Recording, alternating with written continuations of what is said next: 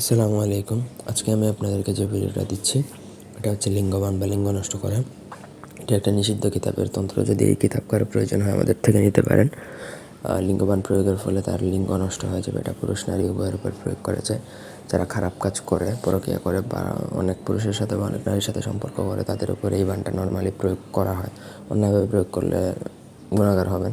ব্যক্তিগত যে কোনো প্রয়োজন বা যে কোনো কাজের জন্য স্ক্রিনে দেওয়া নাম্বারে সরাসরি ফোনে বা হোয়াটসঅ্যাপে যোগাযোগ করে যে কোনো কাজ করাতে পারবেন দেশে বা দেশের বাইরে থেকে। পুরো ভিডিওটা না টেনে শেষ পর্যন্ত দেখুন। প্রথমত মন্ত্রটা, মেরা হেরা কামার বাড়ি টুকিটাকি কুমার বাড়ির হোরা আমি মারিলাম অমুকের জায়গায় নাম অমুকের বেটা অমুকের, মানে যেই ছেলের উপর প্রয়োগ করলে আগে পিতার নাম, তারপরে ছেলের নাম, মেয়ের জন্য প্রয়োগ করলে আগে মেয়ের মার নাম, তারপর বেটার জায়গায় বেটি, তারপর মেয়ের নাম।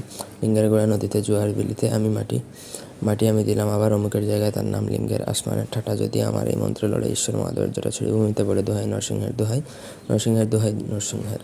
এই হচ্ছে মন্ত্র। প্রথমত মুখস্থ করে নিতে হবে। এইসব বিদ্যা দেখে প্রয়োগ করলে কাজ হয় না। যে কোনো শনি বা পূর্ণিমার দিনে উলঙ্গ অবস্থায় খোলা আকাশের নিচে বসে 108 বার জপ করে মন্ত্র মুখস্থ করলে তবে এই মন্ত্র সিদ্ধ হবে, এবং সিদ্ধ না হলে কাজ হবে না। সিদ্ধ করলে তবে এই মন্ত্র কার্যকর হবে এবং এইসব মন্ত্র প্রাণ লাভ করবে।